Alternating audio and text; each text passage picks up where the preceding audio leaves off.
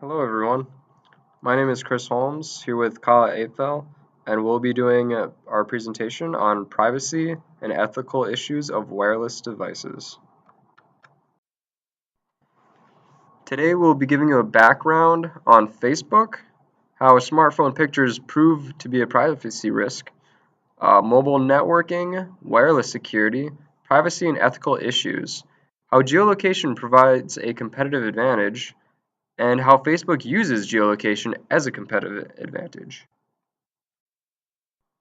Okay, some history about Facebook. Facebook was launched in 2004 by Mark Zuckerberg, who was a student at Harvard College.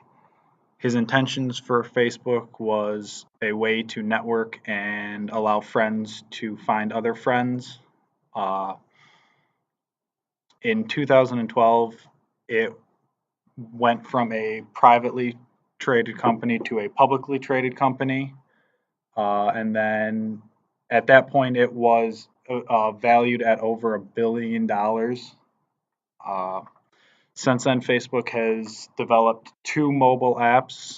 Their Facebook app, which allows you to surf through Facebook, look at friends' profiles, post and edit, and then their messaging app, which allows you to take pictures, message other friends on Facebook, call anyone, any contact in your phone. Both of these apps also use geolocation or geotagging to allow either your friends to see where you are and what you're doing, or just to tag where you are at, and what you are doing. All right, we have a short video for you guys talking about how smartphone pictures pose privacy risks. Well, if you've got a smartphone and even once posted an online picture, you need to know about a new threat. This is something. New technology can allow hackers to track down you and your kids, even from a simple email. Russ. Mark and Elizabeth, the technology allows strangers to cherry pick from online pictures posted all over the web and then find the home, work, or even school of that person in the pic. Perfect. Just like that. Ready? 1, 2, 3. Good girl. We gave NBC Action News staffer Suzanne McDonald and daughter Lainey a smartphone. And a big smile towards mommy's face. Yeah. To see just how threatening a seemingly innocent snapshot Beautiful. could be once loaded online. That's frightening. We then combed Twitter and sites like Facebook, Craigslist, and Photobucket, searching for locals. We found a menu of nearby children, and with the click of a mouse, their locations. That is legitimately terrifying. It's a new and frightening threat to parents. So we right-click, then we hit that data file. That's the program. And the full threat is even an unknown to many internet crime experts. Had you ever seen it go this far before? No.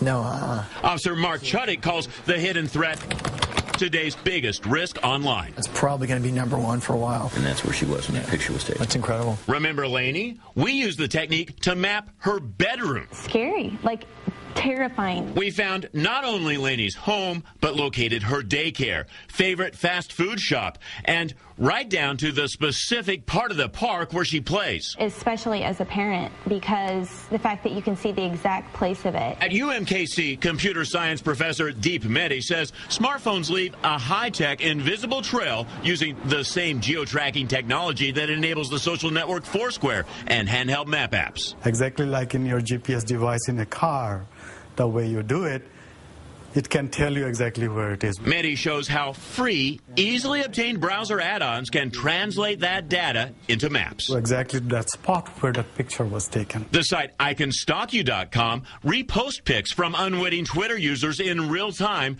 translating their photos into actual addresses and maps. The site also has a how-to on deactivating geotagging on the iPhone, BlackBerry, Google Android, and Palm. You want to be able to do almost on a picture basis. With this online bedroom pic, we were able to find the home of these Olathe brothers. Hi, I'm Rose Potasic. I'm with NBC Action News. Their startled mom didn't want to talk on camera. No, thank you. Off camera, we warned her, and she changed their online settings to private. Until then, the location of her kid's bedroom, their hangout, and their school were all available to anyone online. Basically what you're doing is you're telling the bad guy, where I live, where I recreate, my likes, my dislikes, what my mom or dad look like, where I live. I mean, the online mapping is phenomenal. Give me a smile, pretty girl. Experts say you can still be perfectly safe just by turning off GPS setting on pics you plan to post online. Perfect. So before you post another picture online, what you want to do is get into your phone and you want to get into your settings. So you'll go into your settings and you'll get to where that GPS is controlled, which is your location services. You can turn all of your location settings off, but that would also affect your maps and everything else. So you could specifically go right to what controls your camera and turn that off. Once you do that, every picture that you take then will be safe. No one can tell where that photo was taken and where you were. That is so alarming. We're going It to my really is phone right after upsetting. this newscast. Really, the more technology is great, the more we seem to expose ourselves to so many things. So, very good story. An Thank easy you. fix, an easy fix. We have Good, more just information ask the best online. part. Can we even do it right now? I know. Thank you, Russ. Russ. Appreciate it. All right. What is a mobile network? A mobile network is a network that operates off of radio frequencies that connect to cell towers that allow your cell device to connect to your cell carrier or the internet. The mobile network consists of three type architecture. Base station, which sends and receives transmissions to and from the subscribers. A mobile telephone switching office, MTSO, which transfers calls between global phone networks and region phone networks. And then subscribers, which connect to the base stations. Subscribers are essentially the users. To improve the efficiency of the digital communication world, they came up with two different types of digital communications. One of them is a time division multiple access, which divides a channel into 6 different slots. Each user is allotted 2 slots, one for receiving a transmission and one for transmitting. This allows multiple users to use the same channel at the same time. Another communication they came up with is code division multiple access, which transmits multiple encoded messages over a wider frequency and then decodes it at the end of each transmission. Wireless security. Security is important in any type of network, but it is especially important in a wireless network because anyone walking or driving within the range of an access point, even if outside the home or office, can use the network. Wireless signals can also be intercepted, and they are susceptible to the same DOS attacks to which wired networks are susceptible. There are several techniques for improving the security of a wireless network. Server site identifier is where all client computers that try to access the AP are required to include an SSID in all of their packets. A packet without an SSID is not processed by the AP. The major weaknesses of using an SSID is that it can be picked up by other devices within the range given the right software. Wired equivalent privacy. With this technology, a key must be manually entered into the AP and the client computer. The key encrypts the message before transmission. Because this manual process is complex and time-consuming, the WEP technique is not suitable for large networks. Extensible Authentication Protocol, EAP. EAP keys are dynamically generated because on the user's ID and password, when the user logs out of the system, the key is discarded and a new key is generated when the user logs back into the network. For Wi-Fi protected access, WPA and WPA2, this technique combines the strongest features of WEP and EAP. Keys are fixed as in WEP or dynamically changed as in EAP. However, the WPA key is longer than the WEP key, therefore it is more difficult to break. Also, the key is changed for each frame before transmission. the absence of wireless security is called public Wi-Fi. And public Wi-Fi is found in places such as Starbucks, McDonald's, any public place where when you get into their network, you don't have to put in a password. So there's absolutely no security. Whatever you type in on your computer, somebody could be sniffing your packets and see exactly what you're typing, whatever your passwords are. So you should never go on Facebook, bank accounts, any type of online viewing where you're going to be entering a password because it's not safe.